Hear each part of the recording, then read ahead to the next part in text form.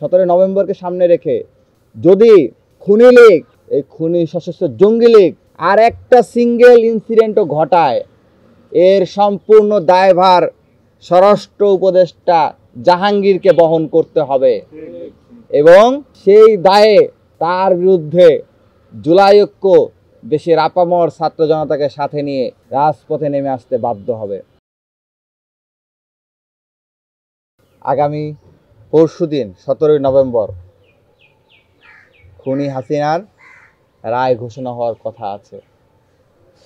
সেটাকে লক্ষ্য করে, টার্গেট করে সশস্ত্র জঙ্গি সংগঠন, দক্ষিণ পূর্ব এশিয়ার সর্ববৃহৎ সশস্ত্র জঙ্গি সংগঠন জঙ্গি লীগ বাংলাদেশকে অস্থিতিশীল করার জন্য, অরাজক পরিস্থিতি সৃষ্টি করার জন্য বিভিন্ন ধরনের ষড়যন্ত্র চক্রান্ত করছে।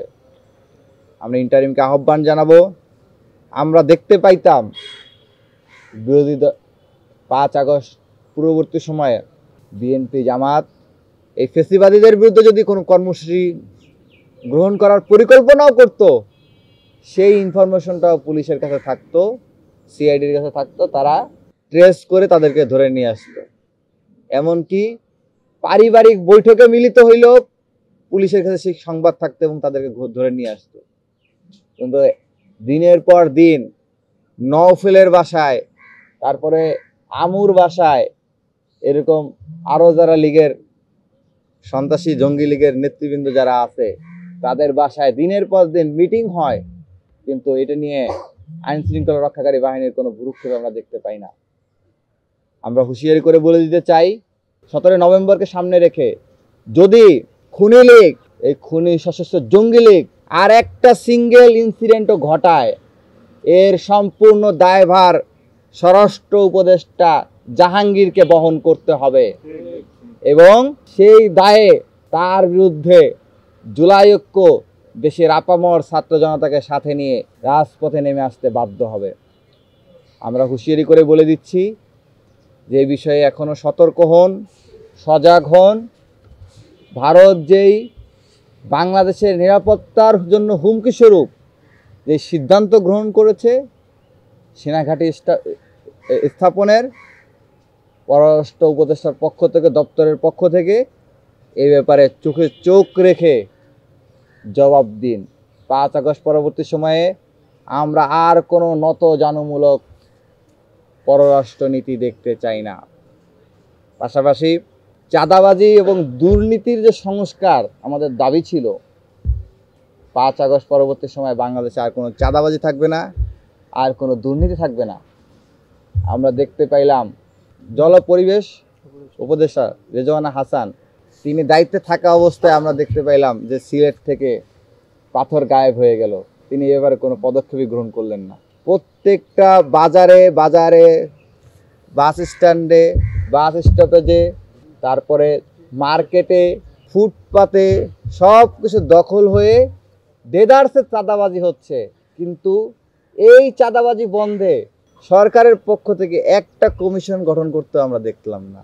তার মানে কি সরকার চায় যে এই চাঁদাবাজির ধারাবাহিকতা অব্যাহত থাকুক? আমাদের মাঝে মাঝে এটাও প্রশ্ন জাগে, মাঝে মাঝে মনে হয় যে উপদেষ্টা এটার দায়িত্বে আছেন তার কাছে হয়তো এই চাঁদাবাজির ভাগ যায়। তা না গেলে তিনি এটার ব্যাপারে কেন পদক্ষেপ গ্রহণ করলেন না? এই প্রশ্নটা আমাদের মাঝে মাঝে জাগে। কারণ এটা তো তাদের দায়িত্ব ছিল, তারা তো কোনো রাজনৈতিক দল থেকে দলের প্রতিনিধিত্ব করতে আমরা তাদেরকে এখানে পাঠাইনি। তাদেরকে তো একটা নিরপেক্ষ জায়গা থেকে তাদেরকে এখানে পাঠানো হয়েছিল। তার মানে কি আমরা ধরে নিব যে আপনারাও দুর্নীতিগ্রস্ত হয়ে গিয়েছেন? জনগণ কিন্তু এই প্রশ্ন তুলবে এবং আপনাদের কাছে কিন্তু এর জবাব চাইবে। সর্বশেষ, ইন্টারিম গভর্নমেন্টে যে সকল উপদেষ্টা আছে, 5 আগস্ট পরবর্তীতে যখন তাদের উপদেষ্টার দায়িত্ব দেওয়া হয়, তাদের কথা ছিল তারা এই ইন্টারিম গভর্নমেন্ট এই 3টা বিষয়ে পূরণ করবে: বিচার, সংস্কার, নির্বাচন।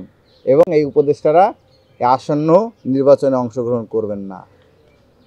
কিন্তু আমরা দেখতে পেলাম ইতিমধ্যে কতিপয় উপদেষ্টা তারা বিভিন্ন আসনে নির্বাচনে অংশগ্রহণ করার ঘোষণা দিয়ে দিচ্ছে, অথচ তারা 8 আগস্ট যখন শপথ নেন তখন তারা বলেছিলেন যে তারা জাতীয় নির্বাচনে অংশগ্রহণ করবেন না। তারা যে এই যে মিথ্যাচার করে যে নির্বাচনে অংশগ্রহণ করার চেষ্টা করছেন এবং বিভিন্ন দলের সাথে লিয়াজু করে তারা যে মানে নির্বাচন করে সংসদে যাওয়ার একটা চেষ্টা করছেন, এটা প্রথমত সেফ এক্সিট, দ্বিতীয়ত জুলাই আগস্টের শহীদদের রক্তের সাথে প্রতারণা ছাড়া আর কিছুই নয়। কারণ তাদের এই নির্বাচনে অংশগ্রহণটা সম্পূর্ণই মিথ্যাচারের উপর দাঁড়িয়ে আছে। কারণ তারা বলেছিলেন যে তারা দায়িত্ব পাইলে, উপদেষ্টা হওয়ার পরে তারা নির্বাচনে অংশগ্রহণ করবেন না। আপনারা এখনও যদি চেক করেন সারজিস আলম সাহেবের পোস্ট, সেই পোস্ট এখনও আছে। 8 আগস্ট রাত 9 আগস্ট সম্ভবত তিনি এই পোস্টটা করেছিলেন যে নাহিদ, আসিফ এরা নির্বাচনে অংশগ্রহণ করবে না। এখন আপনি যদি ঘাটেন পাবেন, এই পোস্টের স্ক্রিনশট পাবেন, নিউজ লিঙ্ক পাবেন, ডকুমেন্টস পাবেন, ভিডিও পাবেন। তো তারা এই যে মিথ্যাচার করার মাধ্যমে আমরা মনে করি তারা জুলাইয়ের শহীদদের সাথে সম্পূর্ণরূপে প্রতারণা করতেছেন। আর তৃতীয়ত, তারা যখন কোনো একটা রাজনৈতিক দলে যে নির্বাচন করার চিন্তা করতেছেন বা কোনো একটা দলের প্রতিনিধিত্ব করবেন বলে আমরা শুনতে পাচ্ছি, এটা প্রমাণ করে দায়িত্বকালে তারা গত 1.5 বছর ওই নির্দিষ্ট দলেরই পারপাস সার্ভ করেছেন, বাংলাদেশের জনগণের কোনো পারপাস সার্ভ করেন নাই। এবং আমরা এই যে তারা জনগণের সাথে বিশ্বাসঘাতকতা করেছেন, এর পাই টু পাই হিসাব তাদের কাছ থেকে আমরা বুঝে নেব। এই পর্যায়ে খুনি হাসিনার রায়কে কেন্দ্র করে যেই অস্থিতিশীল পরিবেশ, অরাজক পরিস্থিতি সৃষ্টি করার জন্য দক্ষিণ এশিয়ার সর্ববৃহৎ সশস্ত্র জঙ্গি সংগঠন নিষিদ্ধ ঘোষিত ছাত্রলীগ এবং আওয়ামী লীগ যেই পায়তারা করছে, সেটা রুখে দিতে জুলাই ঐক্যের কর্মসূচি আমরা ঘোষণা করছি। আগামী 17 নভেম্বর দক্ষিণ এশিয়ার সর্ববৃহৎ সশস্ত্র জঙ্গি সংগঠন আওয়ামী লীগের অগ্নি সন্ত্রাস রুখতে সারা দেশের গুরুত্বপূর্ণ স্থানে অবস্থান কর্মসূচি পালন করার আহ্বান জানাচ্ছি। দেশবাসীকে স্বতঃস্ফূর্তভাবে দলে দলে টিমে টিমে বিভক্ত হয়ে লাঠি হাতে পাড়া মহল্লার গুরুত্বপূর্ণ স্থানগুলোতে স্বতঃস্ফূর্তভাবে অবস্থান নেয়ার আহ্বান জানাচ্ছি। আর দ্বিতীয়ত, আগামী 17 নভেম্বর শাহবাগে জনতার আদালতে খুনি হাসিনার প্রতীকী ফাঁসি ও ফেসিবাদের দোসরদের প্রতীকীতে গণপাথর নিক্ষেপ কর্মসূচি বিকাল 3টায় পালিত হবে। আয়োজনে জুলাই ঐক্য এবং এটি বাস্তবায়ন করবে জুলাই ঐক্যের শরিক সংগঠন জাগ্রত জুলাই।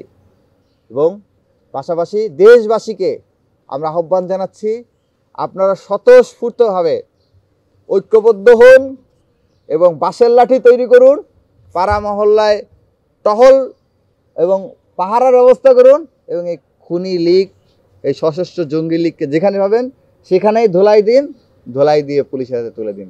changetv.press, এক ফোঁটা হলুদও নেই।